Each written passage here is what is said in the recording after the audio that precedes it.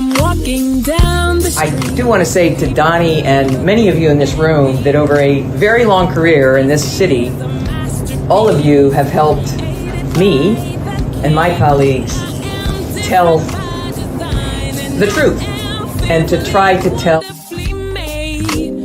I may not look like you and you me, but my head up. I'm South Carolina, so I just.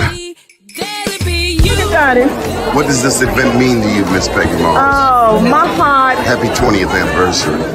My heart is about loving up on my sisters. Do you know what it feels like to have your sisters in the room? John. And that'll be different and unique. I'm gonna be the best me I can be by letting His glory shine through. I am beautiful, I am blessed, but not just what you see in the flesh. I'm free from people, free from myself. The doctor lived next door to the janitor, to the reverend, and the lawyer. We were together. Now we get so high and mighty that you create stress for your society because you don't like poor black folks either. That's a health problem. Get yourself together so I can stop being taking care of geriatric people and get back to pediatrics. I thank you, Doni, for all you've done. Let's keep doing it all the more. Letting His glory shine through. That'll be you, that'll be me, that'll be different and unique. I'm gonna be the best me I can be by letting His glory shine through. And I dare you, I dare you, I dare you to be you. First name's Doni, last name's Glover. Entered the winning for the long haul, baby. We're big on business here. And here in the state of Maryland, they call it MBE. I guess they call it that all over the country. Is that right, Donna Stevenson? Ooh, your volume. You got no volume.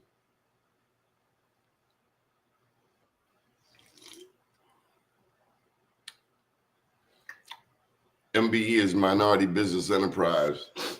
On a national level, these are opportunities to, there we go.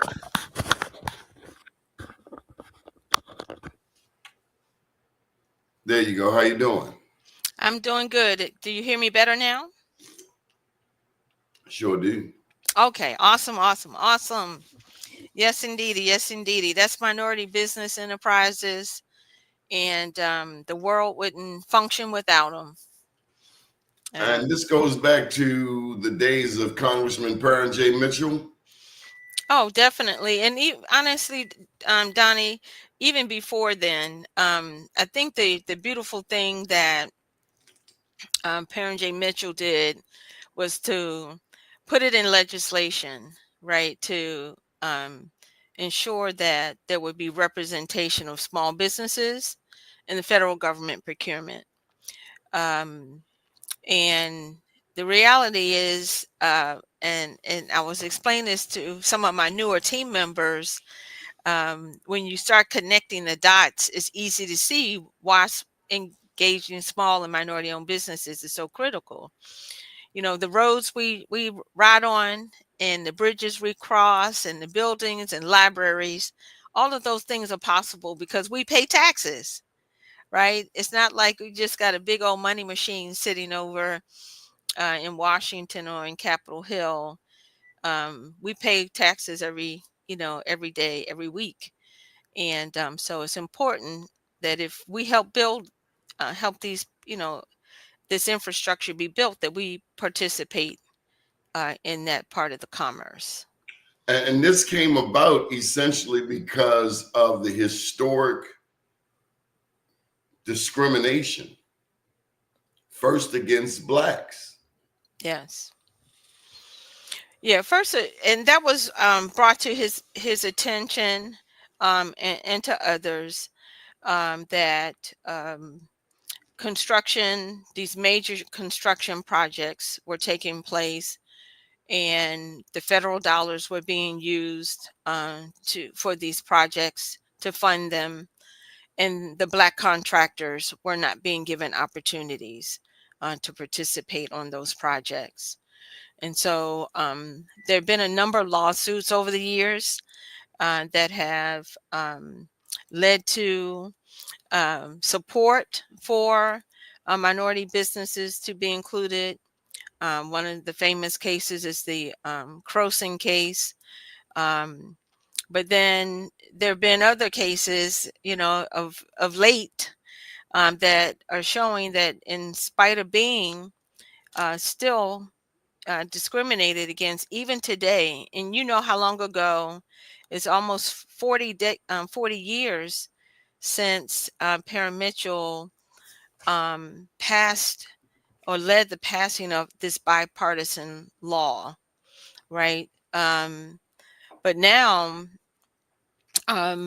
there's so much activity that's rising up against minority business programs.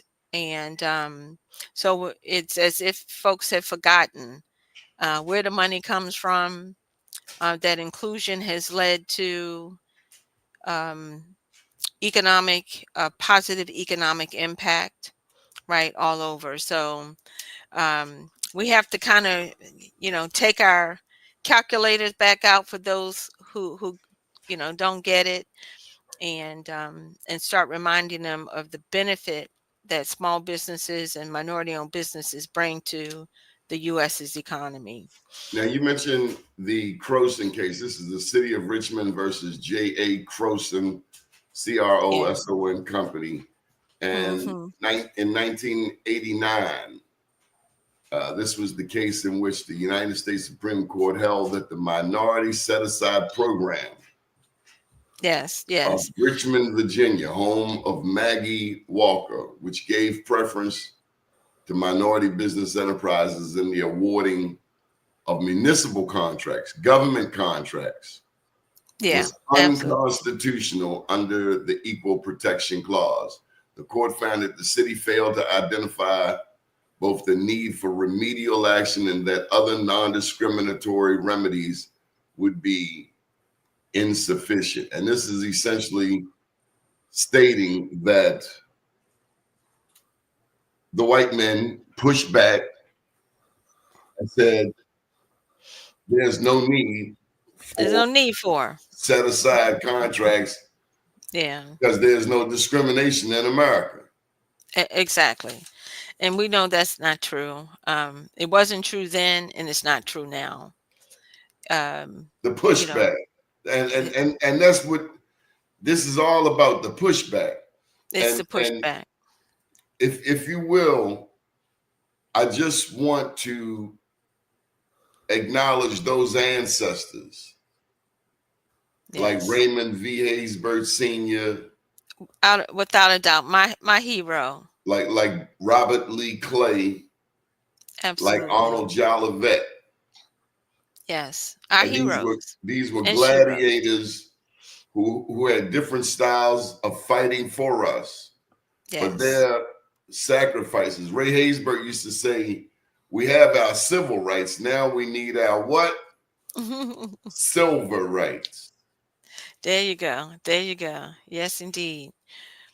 So, that case in Richmond is a perfect example of what's going on right now, Doni. The data shows that minority businesses, women-owned businesses continue to not participate in the economic and procurement structures at a rate that they are available. And so what that case led to was the federal government establishing that you had to do a disparity study and show evidence that there was discrimination, that there are barriers, that there are practices that are prohibiting minorities and women from participating in those ecosystems. And so organizations, sure enough, most that have a race-based program they actually have had a disparity study done, and that's how the goals are set.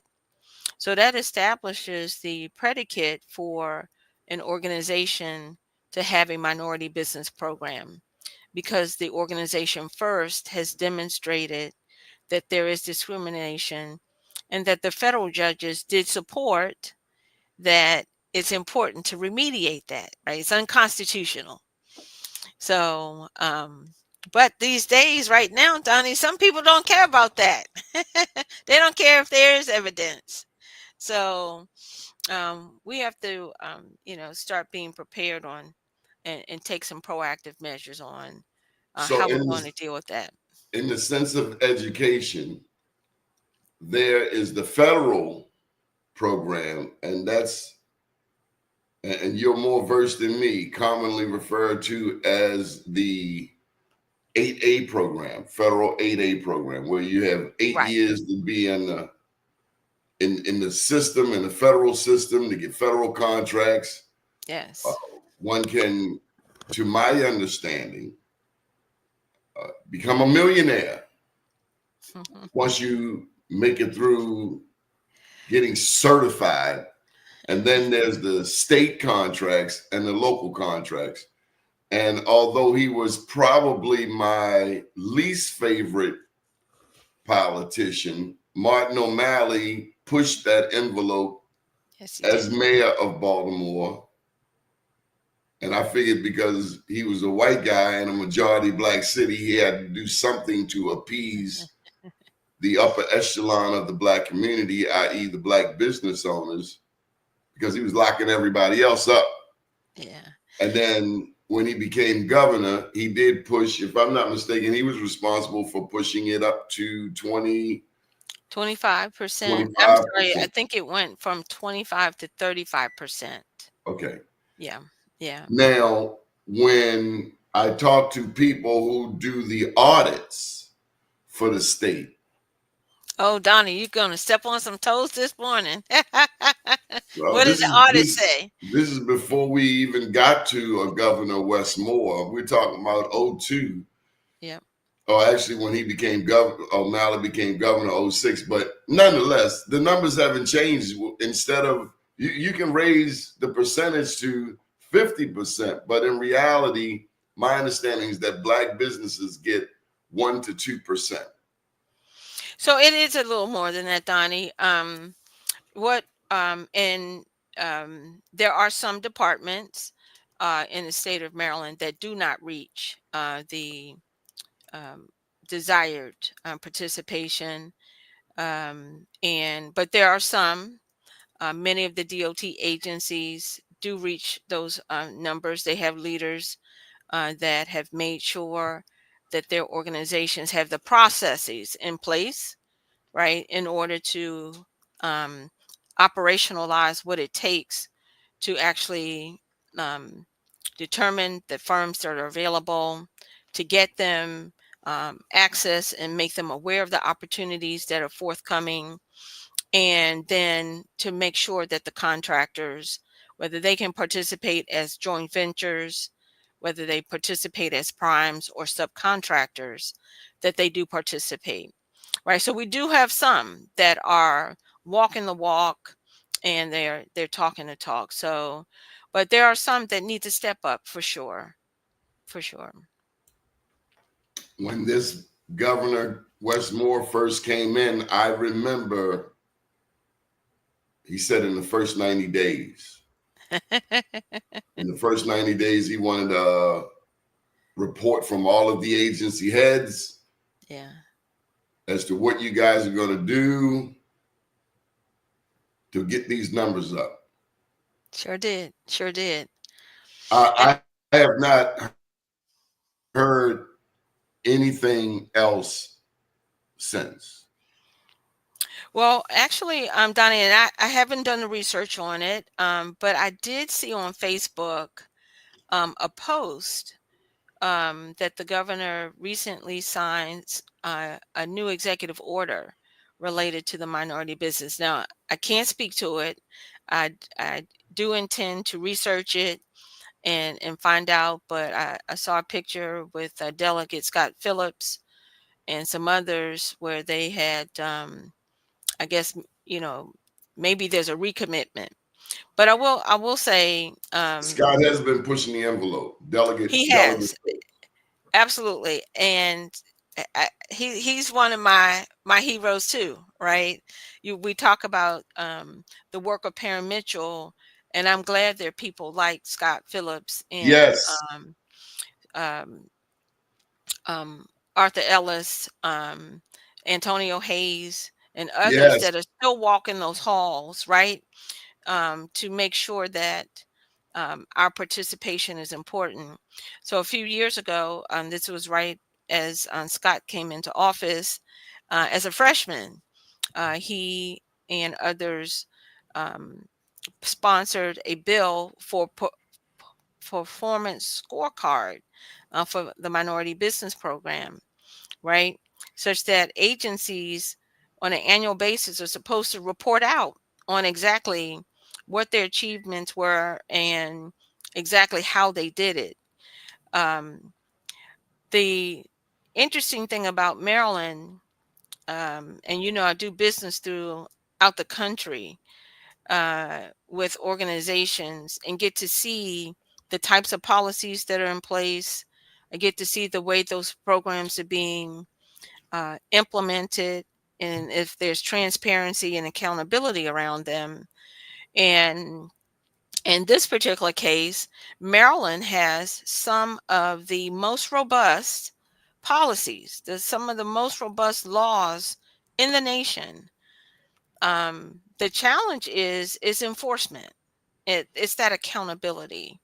And so that's where making sure that you have processes in place, policies in place, but then you have to have the follow on, the review and the compliance, and to use your word, the audits, right? That are going to reveal whether um, those policies are effective, right? And that's one of the things we do, here at PRISM, right? Organizations throughout the country who are using PRISM, and we make sure that they use it effectively. We're not just dropping off software and say, hey, you're out, we're out, because we measure our success based on how successfully our customers are achieving the utilization of small and minority owned businesses, but not just are they participating in the procurement processes. We also follow that by saying, hey, did you create new jobs, right, as a result of that?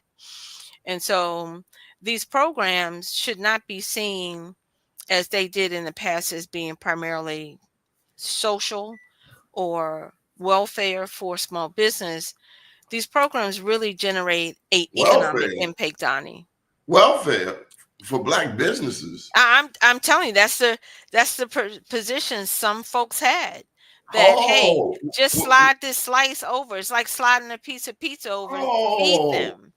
Donna, when President Barack Obama first came into office, I remember big time white CEOs getting golden parachutes. Remember when he Yeah. came in under George Bush's economy was floundering, Yes. Yes. and these rich CEOs were getting golden parachutes. Employees were being laid off by the thousands, Yes.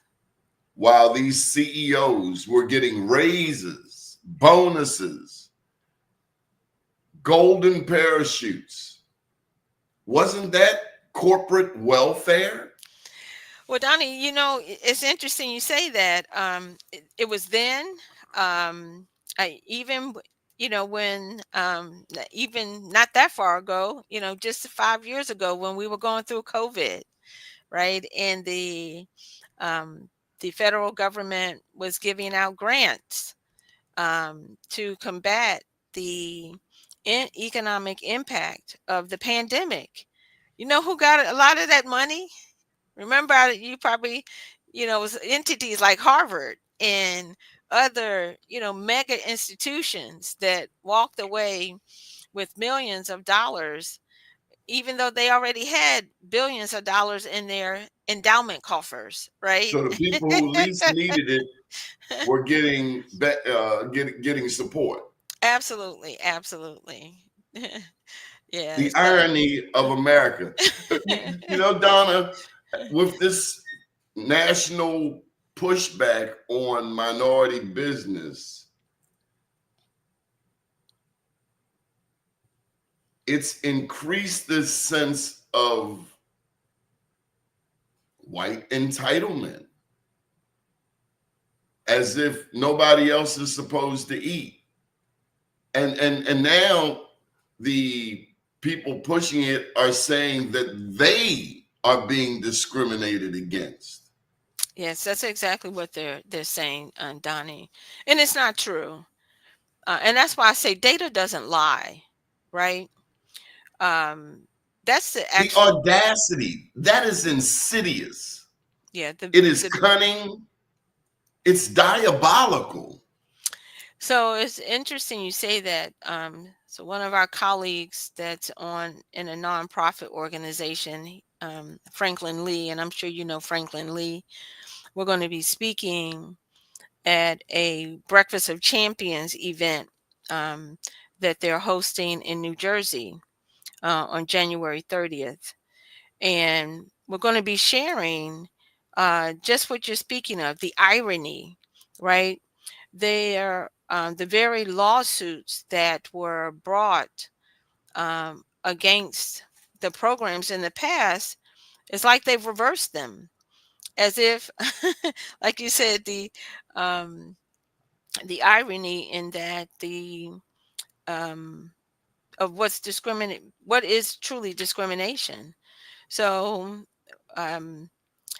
it appears that we're going to have to go back in history, and we're going to have to go back and use the precedents as to show folks, exactly what's real, and what needs to be done to ensure that there's fair commerce for everyone. And I think that's the most important thing, I want to impart. This is not just about majority businesses versus minority businesses. This is about there being equitable opportunity, right, for our businesses. Donna, I gotta ask you. Now, I've pushed for minority business enterprises going back to the days of Bob Early. And we pushed the Republicans, including Michael Steele, such that Coppin State received more money than it had ever gotten by any Democratic governor. We Black people vote 9-1 Democrat in Baltimore City. Democrats are a 2-1 majority in the state of Maryland. What I have a problem with, Donna, is that now my business is different than yours. You benefit from these large from contracts that involve minority business participation, but I do media. And from a media standpoint, although I push and advocate for minority business enterprises, I have noticed that when Martin O'Malley or whomever, when they're running for office, they don't ask me if I am MBE certified. Oh, they don't? No, I think they probably assume that you are. Oh, no, I'm not. But after they get in office, they'll say, now you have to prove that you're Black. Yeah. And that's how I look at the Minority Business Enterprise Program. And if I could take it a step further, I'm personally not interested in being a sub contractor to a white company to do what I do anyway. Yeah, absolutely. I felt I did it one time and I felt like a slave. Yeah, Donnie, you know, so The hoops they have you jump through, mm-hmm. the reporting, it's like, damn, just let me do the work. So MBE is not for everybody. It's not, but it does help some organizations. Let me tell you, let me flip it on the positive side for you first. I will definitely say that the minority-owned business enterprise program helped my business very early on. Okay, we were new, invigorating IT and software research company. Okay, and part of what we needed to learn was how to do business with the government, and it has definitely a whole system and a set of operations that you really need to know in order to be successful in doing business with the government. First thing is that they oftentimes don't pay on time, right? So let's just start there. So, That do means you, that means right? You need 30 working days. capital, right? So that means you may have to wait 30 days, 60 days, 90 days, Whatever it is. 180 days, Absolutely, right. hopefully not longer than that. But when they say it takes money to To make make money, money. That's exactly right. you got to be able to hold on until that check comes. Absolutely, absolutely. So I say, but what the program did was um, it allowed a company like ours who initially, when we went into the government, we were able to demonstrate that we could perform the services, right? But we needed to be able to perform those services at a greater level. Now, here was the drawback was that, at least in my field, and it happens in construction too, that the state of Maryland um, selected like 5 different large firms to provide IT services. So these 5 firms were going to service the needs of all of the agencies.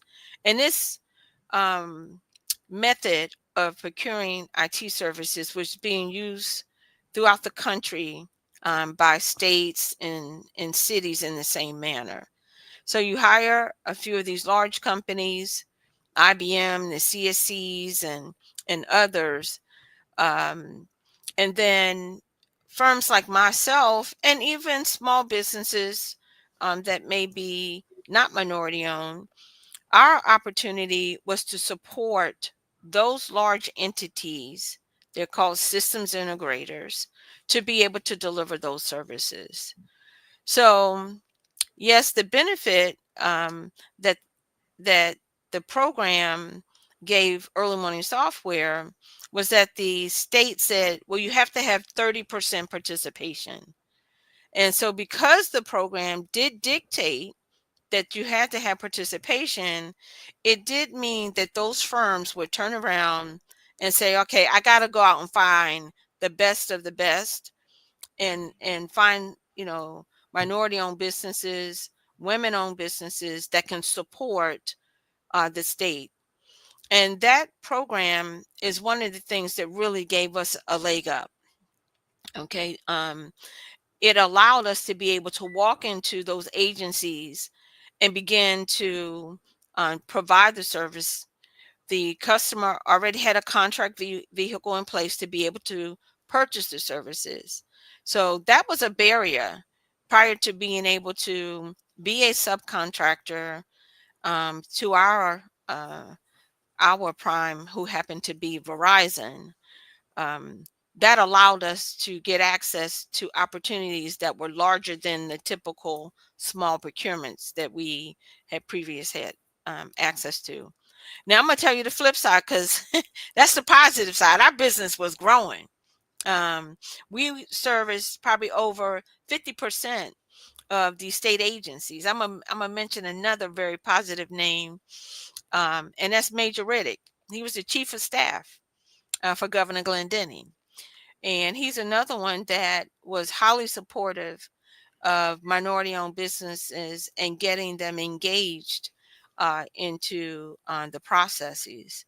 So it was under his leadership that I think more minority-owned businesses, especially in IT and some of the other organizations, construction, under Glendenning's administration and with support from folks like Major Riddick, that we got opportunities, right? And so our businesses, did grow. But it was out of that same relationship that Early Morning Software had with Verizon that exposed, Donnie, that those programs have to be monitored. Yes, you can have They all have the to be laws in the world, monitored, but you have right? to have you can have all the laws in the world, but if you don't have enforcement, That's right. it means absolutely nothing. If you don't have Absolutely nothing. somebody watching the if you got the fox watching the hen house. Yes, sir. Yes, sir.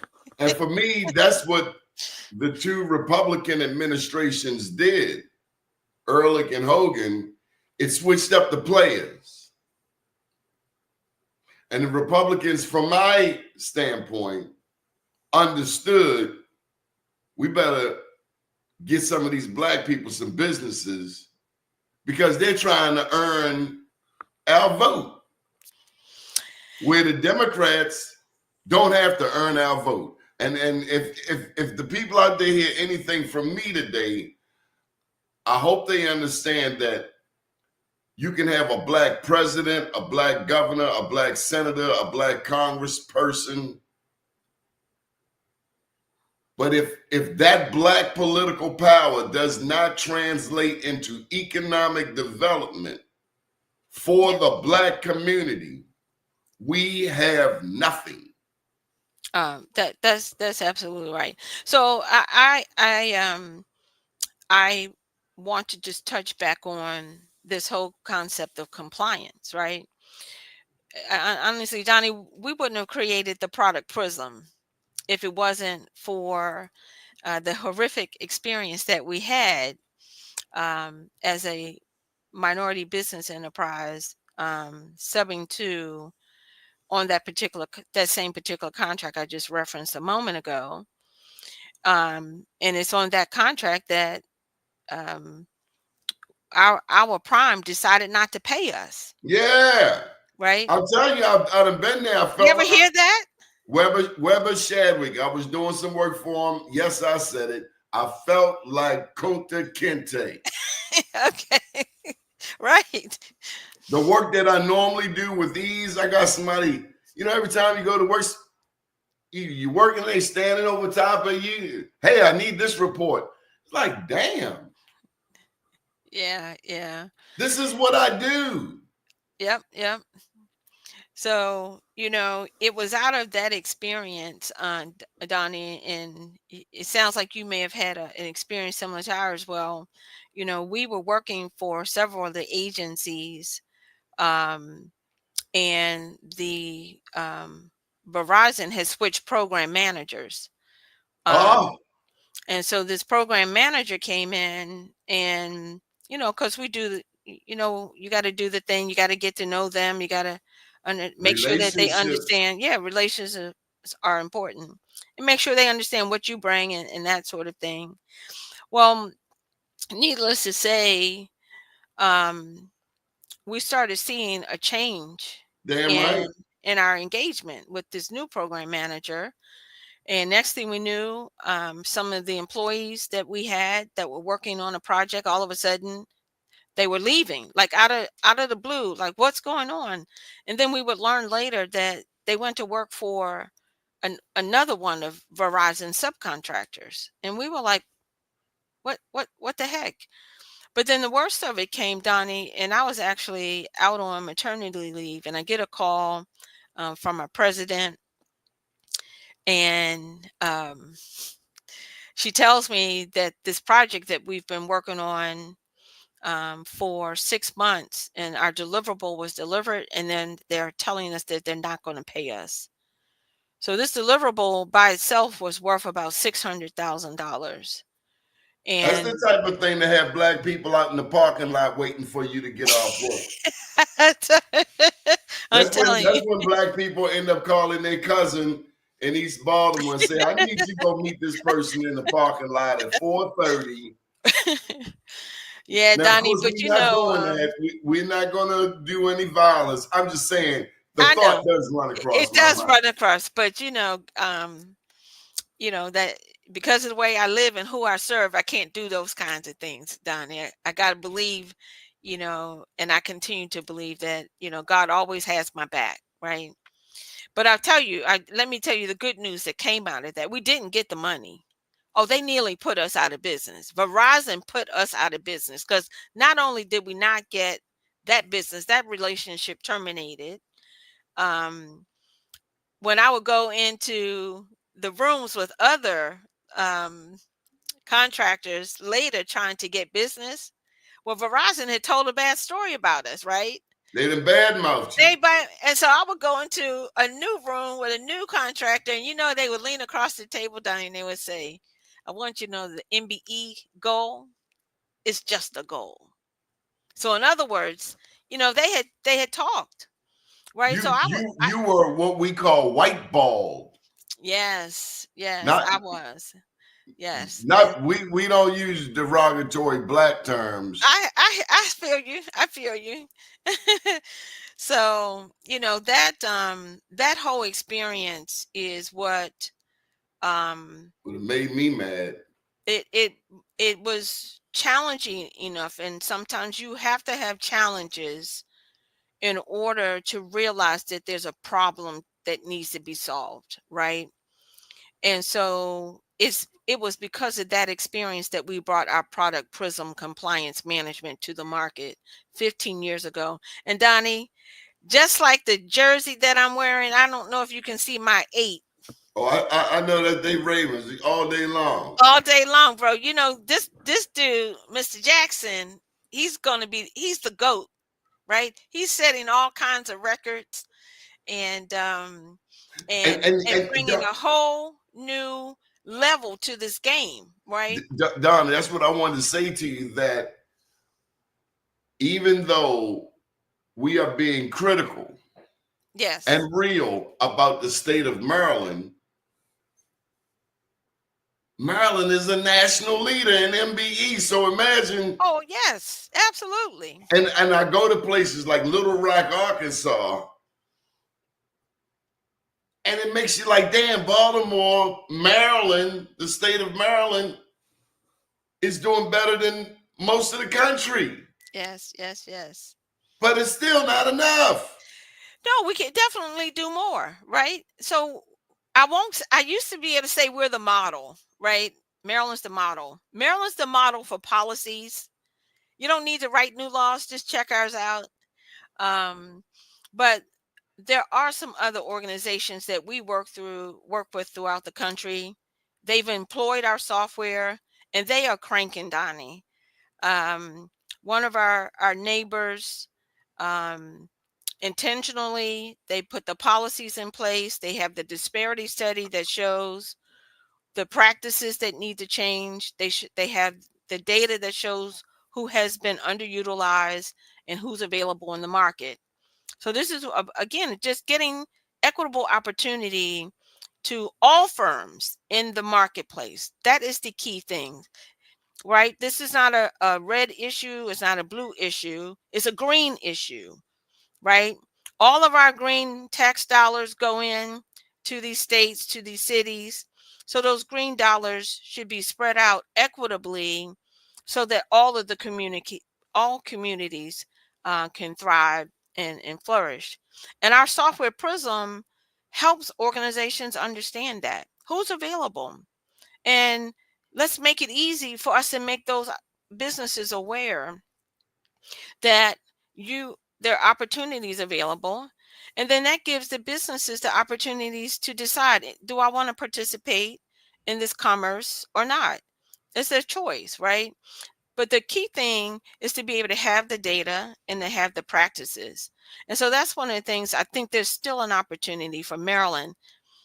Some of the agencies have stepped up.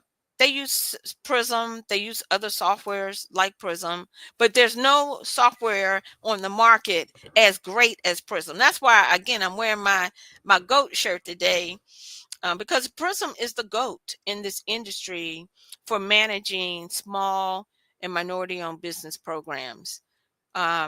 We produce the greatest outcomes of any software in the market. And we have that greatest impact because we're not just measuring the outcomes. Our software is actually data-driven, and that data-driven method changes behaviors. Okay, that's what we need, Donnie, in Maryland. We need behavior to change. We have the policies, but we need the behaviors to change, and we need them to be consistent no matter who's in office, Donnie. No matter who the Everything. leader is. You mentioned policy and the accountability of the policies. One thing to have the laws, it's another thing to enforce them. Every 10 years, a disparity study is done. It is my understanding that the same disparity study from 10 years ago could be used today. All they have to do is change the date. Nope. Because you can't do that. No. Listen to me. That at the end of the day, nothing has changed from 10 years ago. Well, that's not what's supposed to happen, Donnie.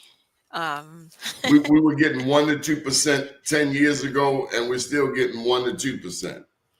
Yeah, and those studies cost a lot of money, and we should expect different outcomes. I'm gonna tell you, this is where I go back to leadership, right? And whether it's the state of Maryland or it's another city, you can have a disparity study done, but if no one implements the recommendations, The and recommendations. right, if no one holds the folks accountable and no one changes the procedures, when a disparity study is done again, then you're going to see the same behaviors. So that's what I was referencing before. Yeah. Right. Yeah. So we have to have accountability, and it's not just the people in the leadership, because they're very important, but the people day to day in the procurement offices have the ability to really impact this. So let me just say this. This is where having your this is where we need more than a Black elected official. We need Blacks in these offices to have the fortitude to hold people accountable. The agency heads, the procurement officers. What we don't need are Blacks in particular. I'm talking about our own. We know what quite often happens with the white guy. Mm-hmm. The challenge for me is when you are dealing with a Black procurement officer or a Black administrator or Black bureaucrat, and your damn invoice been sitting on their desk for 3 months. How many people have complained about it taking them months to get their checks from Baltimore City Hall? Ooh. That's a whole different entity right there. Well, and let me just say, I'm not putting Brandon Scott on blast. No. I'm saying long before he even got there. Absolutely. This mentality in the city of Baltimore. Yeah. I know I expect a lot of the majority community to clown. Not all, but what you don't expect is for your invoice to be sitting on a black person's desk. And that's where that entrepreneurial mentality is different than a 9-to-5 employee. 9-to-5 employee just trying to get that check Friday, 4 o'clock, see ya. But the entrepreneur, you know this, you eat what you kill. Yeah. And I'm waiting 30 days. What do you call it? Net 30, net 60, net 90, net 180, net 1 year. Now you got to me. I've heard R.E. Harrington, and I'm not putting him out there, but they've been on this show talking about having to wait several months. Donnie, it took me a year to get paid. A year. Over a year. Yes. And this is a majority black city. Yeah, it goes to show you that there are operational dysfunctions in the city. And you're about to make my blood pressure go high later. I knew I was going to get revved up. Yeah, there are definitely some operational dysfunctions aside from the city also recently did a disparity study, and there's still discrimination. The disparity study documents that there's still discrimination against minority and women-owned business populations. It still exists. And I've experienced it again directly. Guess what, Donnie? That is the irony of it. You know, Jesus said a prophet has no honor in their own home, right? Well, I did have support for PRISM to be the tool for the city's minority business program under Mayor Stephanie Rawlins Blake, one of my favorites. We got a chance to get PRISM installed, and then something changed, and now the city manipulated the RFP process twice to make sure that my competitor won that RFP. And this is a firm out of Arizona. Not even from Maryland. No. And you know, Donnie, my office, which is a half a block from City Hall, right? They chose to go almost 2,500 miles away when they had the GOAT. And I'm telling you, Donnie, I it's not just what we think about ourselves. It's what our clients and people who have used our competitors' product, they say PRISM is the Rolls Royce, and our city has chosen to use a product not from the minority business that pays taxes, that not just property tax, we pay state tax, we pay sales tax, we employ Baltimore City residents right here, right, Donnie? They chose to go to Arizona to get software, and it's just a set of dysfunctional and unconscious behaviors that lead to things like this. But it's I bet you also, won't like I see it said, on Fox News. hey, I don't care about Fox News, but what I do care about, Donnie, is that sometimes things happen for a reason. I'll go back to even the example with what happened with us with Verizon, right? It was that experience that caused us to create PRISM, okay, in the first place. And now cities and counties and states throughout the country are doing better. I was going to tell you one of the ones that had put PRISM in place 4 years ago. Within the first year, it happened to be right during the pandemic. They were able to certify over 6,000 new firms in their first year of using PRISM. Okay. And they were working from home, Donnie. And that's the kind of thing that makes me get excited, right? I might not get the honor in my home, but I get appreciation and I see the results for other businesses and business communities elsewhere.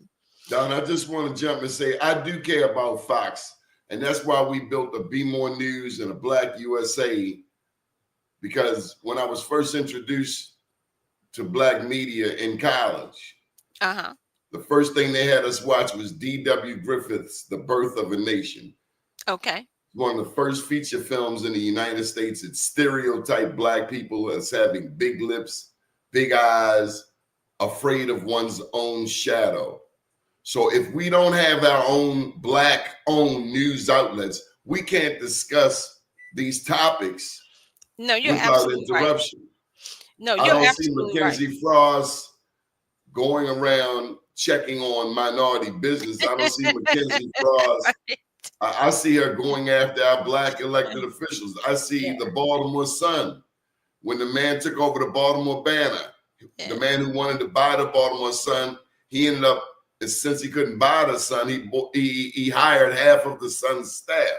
And around that time, I don't know if you recall, the Baltimore Sun apologized to the Black community for decades, for generations of racist stories that only tell one side. So that's why I can't afford to just focus on minority business enterprise contracts. We're looking at the whole realm Absolutely, Doni. of Black business, because they're corner stores, they're cleaners, they are beauticians and cosmetologists, Black people in business who will never, who do not depend on contracts. But what I'm getting to is that we have to have that Black Wall Street mentality across the board. We do. And you know, that's why I love you. I love your show. I love and what you do, because you bring the topics, you bring the content that folks need to hear. And it's uncensored. It's truth. We're able to be authentic. And, you know, that's my commitment to any time I'm on your show. You know, I'm going to be authentic. And tell things. Ron Curry's got a question for us. You know Ron, don't you? Yeah, I do. My neighbor from my childhood neighbor, and one of my favorite entrepreneurs in Maryland. So yes, how do we further shift the behavioral paradigm?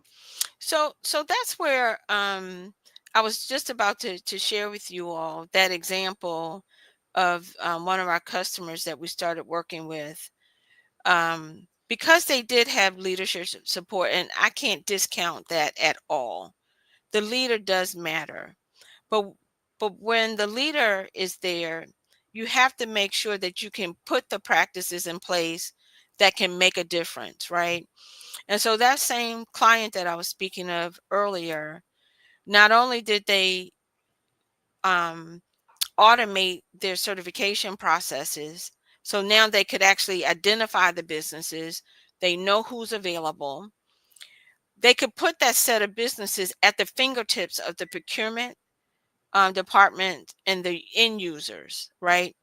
Because you know the saying, I can't find the firms, right? Oh yeah, we didn't even get into the waivers. Right. So there can't be any waivers if I put the firms in front of you, right?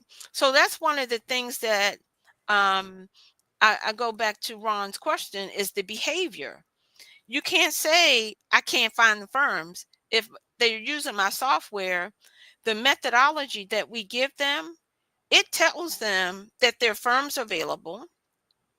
It tells them the percentage of firms available, all firms, but it tells them the percentage of small businesses, the percentage of women, the percentage of minority businesses. So now their sense of inclusion for before they ever put a solicitation out, Doni, they know exactly if they should expect availability and utilization in that solicitation. So they already have a forecast of what could happen. Okay. And not only do we do that, we actually give them the names of the firms. But so check now this out, their Donna. actions can be intentional. And Check that's this out, behavior. Check this out, Donna. Yes. Of all of the minority contracts, and this whole thing started off for Black businesses coming out of the 60s. White America knew, whoa, We better give up some affirmative action. We better give some leeway. We don't want the Black Panthers and, the civil rights movement. We don't want marches. Donna, who gets the majority of the MBE contracts? It's my understanding that it's white women. White women-owned firms. Yeah, you're right, Donnie. Their participation. How the hell they are a minority? Well, women, the disparity studies still demonstrate that white women firms in certain classifications are underutilized. But they are often also fronts for their husbands. That's a different level of investigation and audit, Donnie. We're hoping that the folks who do the certifications and their evaluation of eligibility, that they are able to see through those. And I've been in certification reviews where the white woman was obviously a front, and they did not certify that firm. So I know Maryland has had very rigorous processes in trying to discern where those types of instances happen. And so I don't want instances where there legitimately are white woman-owned businesses to be hurt by the acts of some others who are trying to, shortcut the system. I go back to how Black women felt when Kamala didn't get voted for. I saw this one Black lady make a post, don't ask us to support sugar, honey, iced tea. Don't ask us to support this cause, that cause, the other cause, because white America and the rest of you people have shown us who you are. Maya Angelou said, when they show you who they are, believe them. Yeah. The sister said, don't ask us to support nothing, LGBTQ, any of that, because you always got us out there in the front lines. But after the proceeds come in, it's right back to racism as usual. Donnie, we got to make sure, as you said earlier, our vote counts. This has been, a really great discussion. I want us to do a little more. I want you to come to our Breakfast of Champions event. Go to my website, www.prismcompliance.com. Learn about the work that we're doing. We also have a nonprofit entity that has published the top 10 principles for having successful economic inclusion. That website is compassinstituteForDEI.com. And we are bringing forward a whole new set of practices and a framework for folks to utilize to ensure that minority and women-owned business stay a part of the ecosystem, Donnie. And it's called Distributive Economic Impact. That's the DEI, Distributed Economic Impact. And just do me a favor, change that 4 to the number 4. And then you have it right. It's Compass Institute, the number 4, DEI.com. And visit that website. You will learn about the top 10 practices. We're at the infancy of a new decade, Donnie, of things that where we can demonstrate that the inclusion of our businesses, women-owned businesses, minority-owned businesses, small businesses, it drives the economy. We're proving that it creates new jobs. It creates a boost in the tax revenues, and leaders pay attention to those economic metrics. And that's what we want to make sure that we demonstrate here in Baltimore, here in Maryland, so that folks don't get that. There's no mistake as to whether or not the program should remain viable and supported. Let me just say, we can't leave out our Black people out Liberty Road. Delegate N. Scott Phillips, Esquire. Number one, he represents the 10th Legislative District, which is all our homies from Woodlawn, Randallstown, all of them black people who used to live in West Baltimore that migrated out the Liberty Road corridor. They no longer have triggers, rats, and roaches. They now have rabbits, deer, and foxes. You're right about that. But just because we move beyond the Beltway does not mean the fight is over. As a matter of fact, Baltimore County is in the process of possibly being reconstituted, where we should have a second, and if not a third, black councilman. But the significance of a delegate in Scott Phillips is that you had someone who was fighting for black businesses long before he got into office. That's where I meet a Ron Carey and a Ricky Smith out at the airport. We didn't even get out to the airport. And let me also acknowledge Major Riddick. When you have black elected officials, black bureaucrats who understand the game like a Major Riddick, they can then begin to shift such that you not only get the minority business enterprise subcontract, you can get some prime contracts. That's right. That's right. Because absolutely. That's what you want. You want the prime. You want the prime. You don't prime. want somebody standing over your shoulder.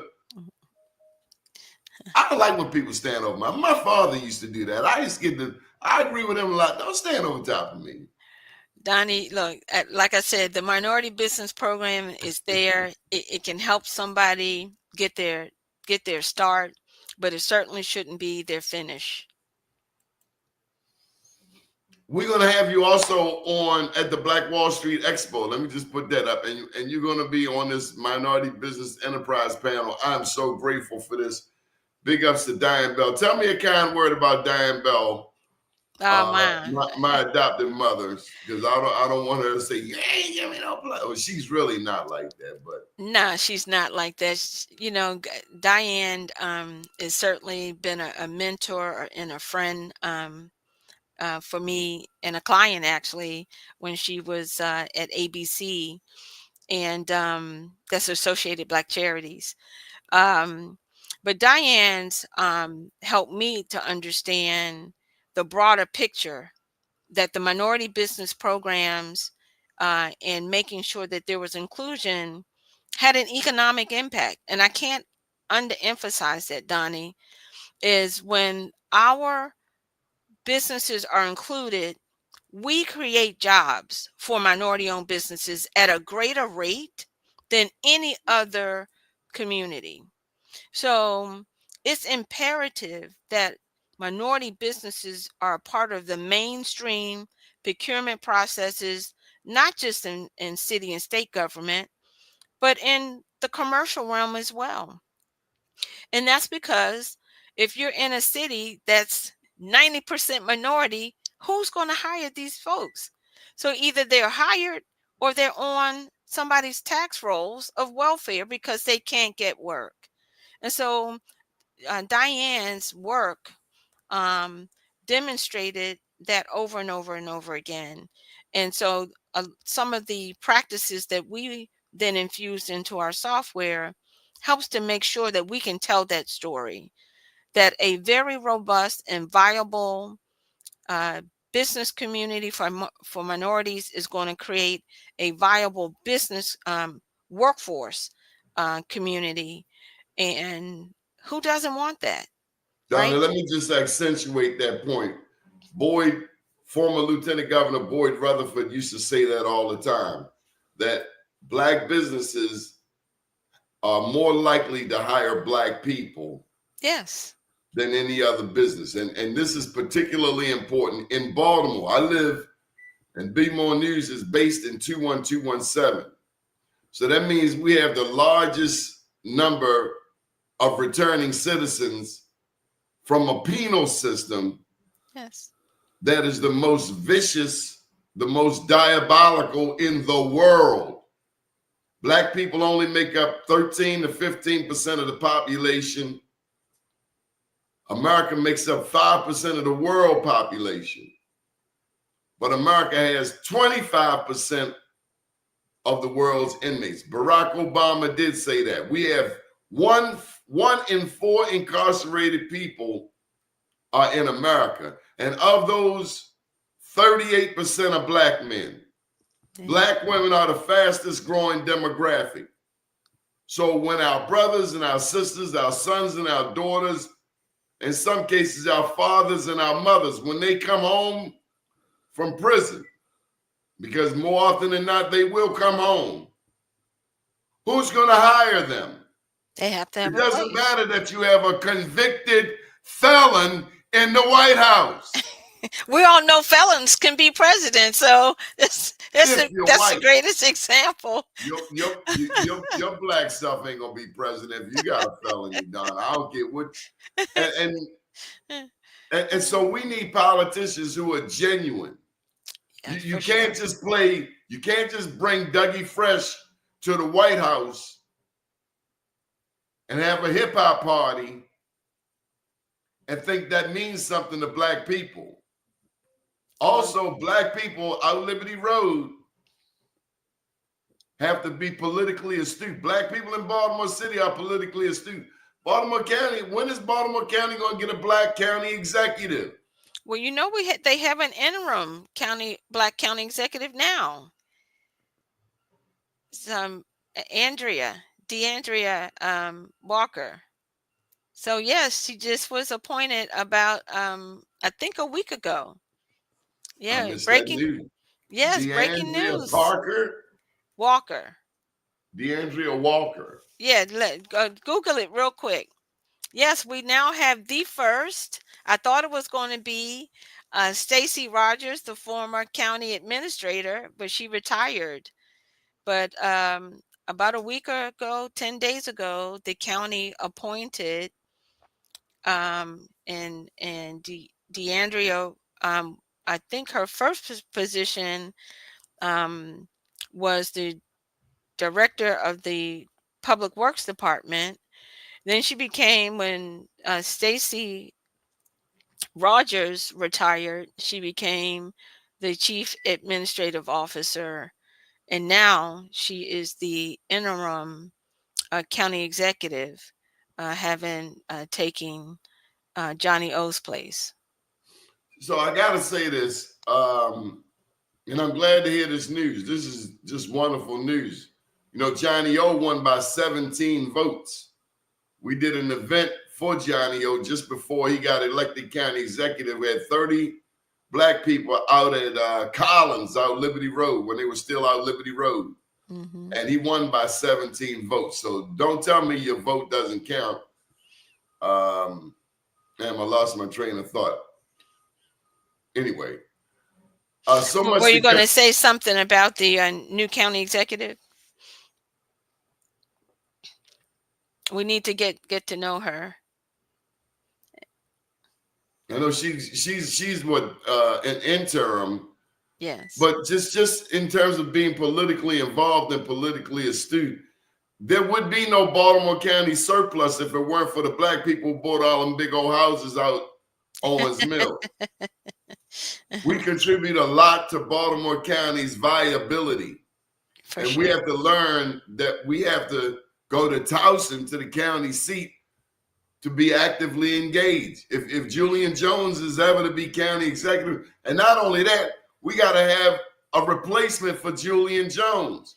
We have to be politically astute. No, why do we need to replace? Where's Julian Jones? No. He can't stay there forever. Oh, sure. You're right. Succession planning. Yeah, who's next? Yes. Succession planning is very important. You know, I think of Ella White Campbell, God rest her soul, out Liberty Road. Dolores Kelly, she's now stepped in. She's still a boss. Yeah. But we have to use our political might for economic advantage. Absolutely. And we have to support our leaders, Donnie. What we don't need is black people in office doing this all day.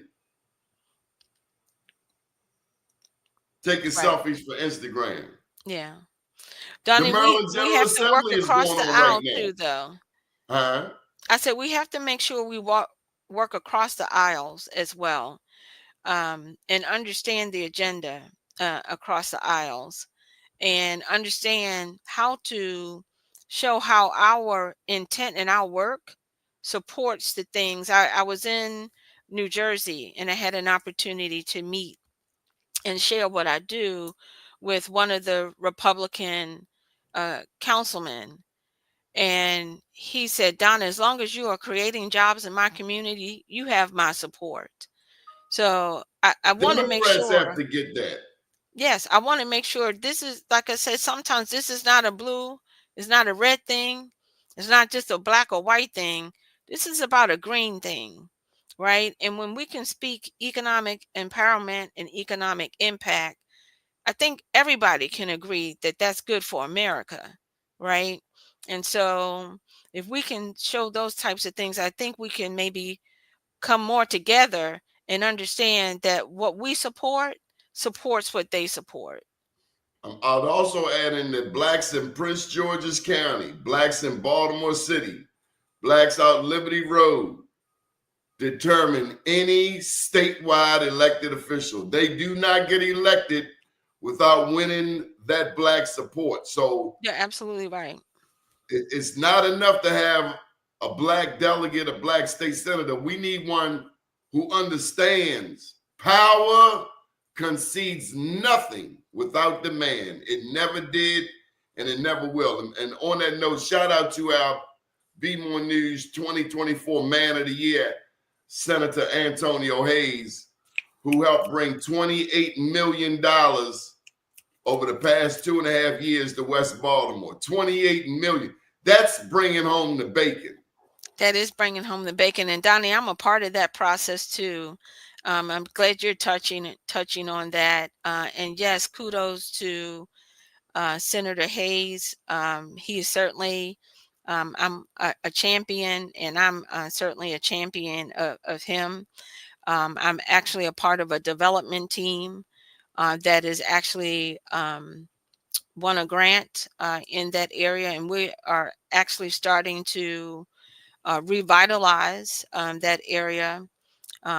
We already have vacant houses being transformed, and already beginning to project commercial development that we're going to be doing there. So I'm a partner in the Visionary Venture Partners. We also have a Oh, Kathy nonprofit arm. Robinson Yes, with Kathy. Yes, and and company.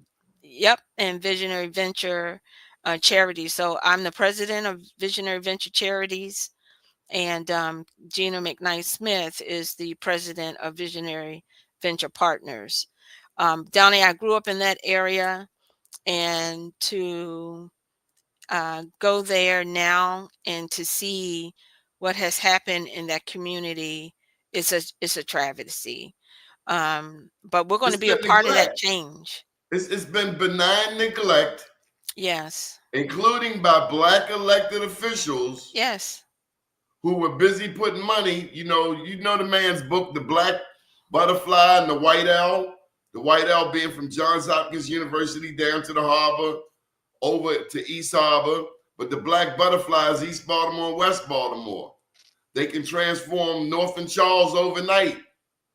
But my neighborhood, East Baltimore, East North Avenue, North and Kennedy, North and Harford Road, or on the west side, North and Warwick, North and Hilton, North and Ashburn, North and Bradish, North and Poplar Grove. Our neighborhood has been forsaken. It has been. Yes. Like And I this said, is 10 years since Freddie Gray. So that's why Senator Hayes bringing that money back. Thank you, Governor Moore. Thank you, Governor Moore, and thank you, yes, Senator Hayes. Absolutely, we applaud them for the vision and the resources that they're bringing. And my grandmother, my maternal grandmother, lived at the corner of North and Bentlow, and my paternal, and my paternal parents lived on Bradish, about 2 blocks from North Did you go to Avenue. LaMelle? I did not know. I grew up in Forest, closer to Howard Park, but on the weekends I was in that area. Yeah, I was in that area all the time. And like I said, I'm a 4th generation entrepreneur, and my family owned businesses all up and down North Avenue. The Nicholson cleaners right there at Bentlow. My grandmother and grandfather put the first unisex Nichols, you said Nichols? Nicholson, yeah, cleaners. North and Smallwood? It's actually North and Bentlow is where North and Bedlow. yep, I've been in Nicholson's. yep. And then they had a barbershop, hair salon right there at Ruxton in North. My That's your family's laundromat? no, not the laundromat. No. That their businesses aren't there now. I grew But up in Moreland and Baker. okay, so you were in the neighborhood too. So you know Easterwood how Park. vibrant those areas were with That was uptown. yes, absolutely. Absolutely. And the crack epidemic wreaked havoc Yes. It on those killed the communities. neighborhood. And attrition. People died. Yeah. And we didn't, in many cases, own the land. We didn't own the Absolutely. houses. Yeah, you had people in those areas who were paying ground rent. Yep. Well, now's a great opportunity. I tell folks, man, if I didn't already just buy a house, now is a great time to start looking at that area.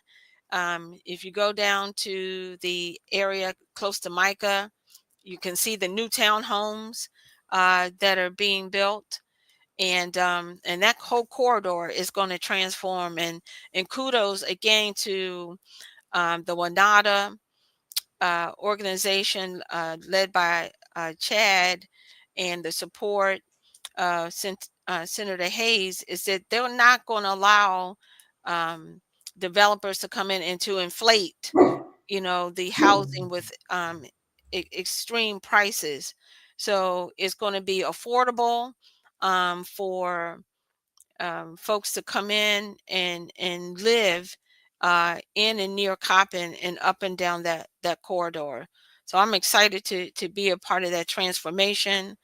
I look forward to seeing new business owners come in and bring new services, new retail that are going to be needed by homeowners. We're looking for homeowners, right? So go to Visionary Venture partners.com and check out the work that we're doing there, and stay tuned. That neighborhood is going to come back, Donnie, and it's going to come back strong in the next 5 years. Yeah. Donna Stevenson, I want to give you a chance to get the full screen so we can see your full logo. Why don't you take a moment and tell them one more time about your company? Yeah, Donnie. So thanks for that. My company is Early Morning Software, and we literally manufacture, engineer, publish PRISM compliance management. And you can find information on PRISM compliance management at prismcompliance.com. The software we manufactured, like I said, out of just being demonstrated that organizations could not figure out how to make sure minority-owned businesses and women-owned businesses would participate in the ecosystem. And we've grown nationally across the country, and we have customers coast to coast that we're serving, state government, city governments. Our software is used right here in Maryland by the Maryland Aviation Administration, the Maryland Transportation Administration, and others like Baltimore County. And so we're making a difference in communities. Donnie, we do have a goal that by the end of 2026 that we have made $1 trillion impact across the country, and that's tracking the spend with minority-owned and women-owned firms. And we're also tracking the jobs that are going to be created out of that. So our work is intentional. Our software, like I said, it makes my white competitors software, look like, a small thing, but we have the best software in the market. And I look forward to continuing to partner with you to get the word out. And, we make a difference. And as long as the good Lord wakes me up, Doni, I'm going to keep doing this work because I know it's having a positive impact on America. Good deal. Thank you for joining us this morning, My Donna pleasure. Stevenson. Good morning, world. Take care, Doni.